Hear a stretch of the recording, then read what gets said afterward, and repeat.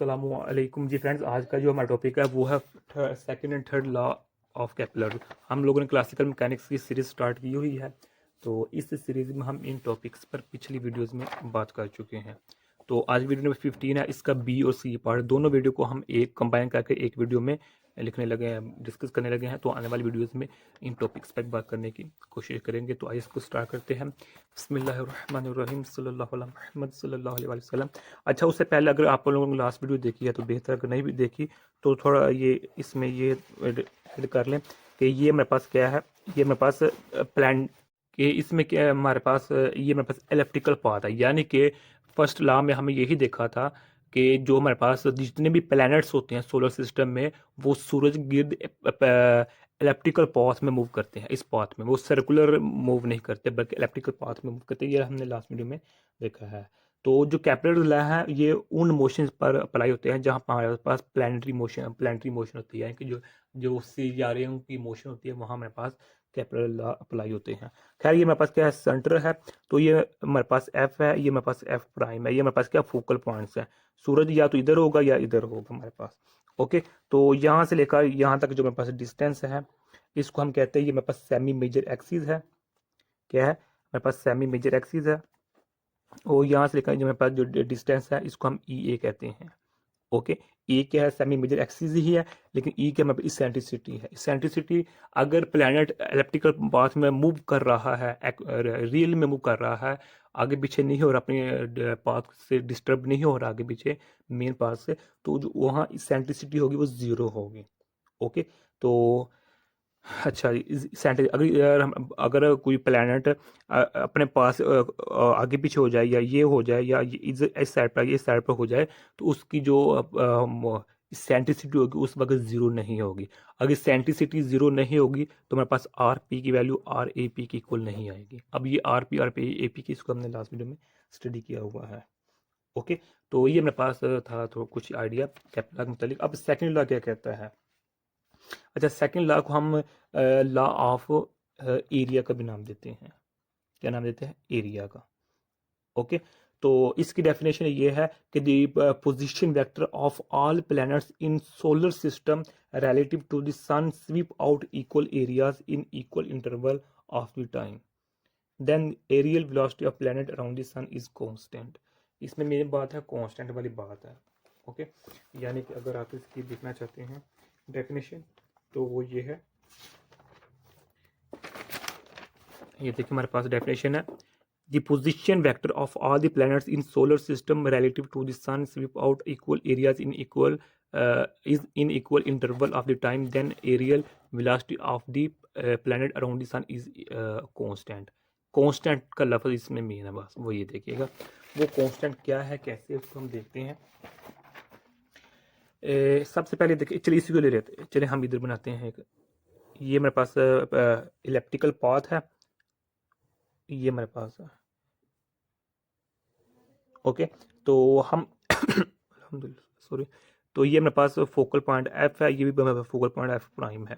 तो हम कहते हैं हमारे पास जो सूरज है वो यहाँ है, सन जो हमारे पास इधर है। ओके, और हम कहते हैं जो मेरे पास अर्थ है वो हमारे पास इधर है, सपोज कर रहे हैं। ओके, तो अब अर्थ का फासला यहाँ तक क्या है, आर है। ओके, और हम इधर दो पॉइंट सपोज कर रहे हैं, एक हमारे पास ये पॉइंट आर है, आर प्राइम कह देते हैं इसको, यानी कि जो यहाँ से लेकर डिस्टेंस है वो आर प्राइम है, और यहाँ से यहाँ डिस्टेंस आर डबल प्राइम है। ओके, और ये जो मेरे पास पाथ है, ये पाथ क्या है, ये मेरे पास पाथ क्या कहलाता है, आर कहलाता है। ओके हो गया। यानी कि अगर हम इसको देखना चाहें कि, अच्छा जी चलें, ये हमने अर्थ ले लिया, इस अर्थ पॉइंट को हम नाम देते हैं बी पॉइंट है, और इसको हम नाम देते हैं ए पॉइंट है। ओके, अब यहाँ से लेकर यहाँ तक जो मेरे पास है ये मेरे पास। ओके, अब जो मेरे पास ये ट्राइंगल बन चुकी है, इसको अगर मैं मैग्नीफाई करके लिखूं तो इसको हम इस तरह लिख सकते हैं, इस तरह। ओके, तो ये मेरे पास रेडियस है, ये मेरे पास हाइट है, और तो इसलिए मेरे पास क्या बन चुकी है, ये ट्राइंगल बन चुकी है। डन हो गया। तो अब इसमें देखें कि अगर टू फाइंड द एरिया, कि अगर हम एरिया फाइंड करना चाहते हैं तो हमें क्या करना पड़ेगा कि जो हाइट होगी उसको हम रेडियस के साथ मल्टीपल कर देंगे। यानी कि इस हाइट को इस रेडियस की जो मेरे पास ये आर, अगर हाँ दो वे हैं, एक पहला ये केस है, सेकंड ये केस है। अब हम इस केस की बात कर रहे हैं, पहले केस की। तो अल्हम्दुलिल्लाह अगर हम इधर फाइंड करना चाह रहे हैं एरिया, इस केस में अगर हमारे पास अर्थ यहाँ है, तो इस केस में हमने ये 2 पॉइंट्स ले लिया, पॉइंट से ले लिए ताकि हमें इजीली एरिया फाइंड कर सकें। तो इस केस में, फर्स्ट केस में जो हाइट होगी, ये वाली हाइट होगी, उसको हम रेडियस की जो आर, ये आर रेडियस होगा, उसके साथ क्या कर देंगे, मल्टीप्लाई कर देंगे, तो हमारे पास रेडियस आ जाएगा। अब सेकंड केस ये है कि अगर हमारे पास सन यहाँ है या यहाँ है, सॉरी ज़मीन इधर है, इधर है, इधर है, इधर है, तो हम सपोज कर लेते हैं हमारे पास ज़मीन इधर है।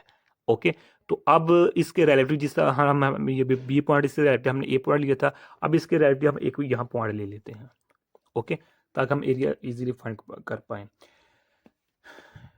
चलिए इसको हम इस तरह समझते हैं कि ये ए पॉइंट है, इस ए पॉइंट से लेकर इस बी पॉइंट तक जो अर्थ है, जो ज़मीन है, वो उसने मूव किया है, इस ए पॉइंट से लेकर बी पॉइंट तक मूव किया है। ओके, तो अब यहाँ हम भी कहें ए पॉइंट है, ये बी पॉइंट है। ओके, तो इस पॉइंट से लेकर इस पॉइंट तक ज़मीन मूव किया। अब ये फर्स्ट केस है, तो इसमें रेडियस को हाइट से मल्टीप्लाई कर देंगे, एरिया आ जाएगा। अब इधर क्या होगा, इधर हमने एरिया निकालना है, तो हम क्या करेंगे, आर्क को रेडियस के साथ मल्टीप्लाई कर देंगे। जो मेरे पास ये आर्क होगी, ये वाली आर्क, इस आर्क को इस आर्क के साथ या फिर इस आर्क के साथ मल्टीपल कर देंगे, तो मेरे पास जो होगा रेडियस आ जाएगा। ओके, तो सूरज के नज़दीक जो मेरे पास आर्क है, ये क्या है, लार्ज है, लेकिन जो मेरे पास दूर है, इस फर्स्ट केस में जो हमारे पास आर्क क्या है, वो उसकी वैल्यू क्या है, स्मॉल है। लेकिन जो मज़ेदार बात है, जो सेकंड लॉ वो ये कहता है कि इन दोनों का जो एरिया होगा वो इक्वल ही आएगा। इस केस में भी और इस केस में भी जो हो एरिया होगा वो इक्वल होगा। अगर से ज़ाहिरी तौर पर हमें एरिया इसका ज़्यादा नज़र आ रहा है, लेकिन देखें ना, इसका जो हमारे पास विड्थ है वो ज़्यादा है, लेकिन लेंथ कम है। लेकिन इसका लेंथ ज़्यादा है, लेकिन विड्थ कम है। तो लिहाजा दोनों का जो रेडियस होगा वो हमारे पास इक्वल ही आएगा। ओके, तो जब हमारे पास प्लैनेट होता है, वो सूरज से, यानी कि अगर सूरज इधर है, तो जितना रेडियस ज़्यादा होगा, तो उतनी अर्थ की जो मोशन होगी वो स्लो होगी। जैसे स्लो होते मूव करती यहाँ की, तो यहाँ जो अर्थ की मोशन होगी, वो मूवमेंट होगी, वो ज़्यादा हो जाएगी, फास्टेस्ट होगी, तेज़ हो जाएगी। ओके, अब हम बात करते हैं थर्ड लॉ केपलर की। इसको हम लॉ ऑफ पीरियड भी कहते हैं। तो ये थर्ड लॉ में क्या कहता है कि जो मेरे पास टाइम का स्क्वायर होता है वो डायरेक्टली प्रोपोर्शन होता है ए के स्क्वायर के इक्वल होता है। ओके, और ए क्या हमारे पास, सेमी मेजर एक्सिस है, जिस तरह हमने पढ़ा, सेमी मेजर एक्सिस है हमारे पास, सेमी मेजर एक्सिस है, रेडियस है। इसको हम इस तरह भी लिख सकते हैं, T square over A cube is equal to constant. इस तरह भी हम इसको लिख सकते हैं, और इसको हम इस तरह भी लिख सकते हैं। ओके, तो ये लॉ ऑफ पीरियड हमारे पास, इसका डेफिनेशन क्या है, थर्ड लॉ में क्या कहता है कि जो प्लैनेट का जो रोटेटिंग ऑब्जेक्ट है, यानी ऑब्जेक्ट यानी कि इधर क्या है, प्लैनेट ही है ना, तो जो रोटेटिंग प्लैनेट है, उसका टाइम पीरियड का जो स्क्वायर होता है अराउंड द सन, वो क्या होता है, is directly proportional to the cube of the same major axis of the ellipse. Okay, ये मेरे पास एलिप्स शेप है ना, तो ये एलिप्स है, तो ये है।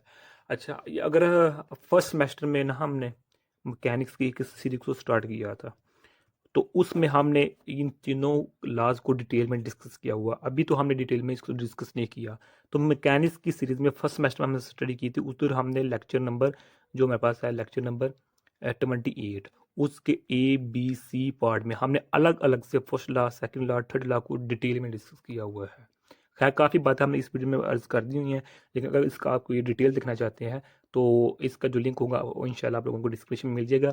अगर इस डिस्क्रिप्शन में ना मिले तो आप लिखिएगा, ऊपर सर्च कीजिएगा कैपिलर लैब बाई पाक एम एन अकेडमी, तो इंशाल्लाह वो जो डिटेल वाली वीडियो होगी वो आपको मिल जाएगी।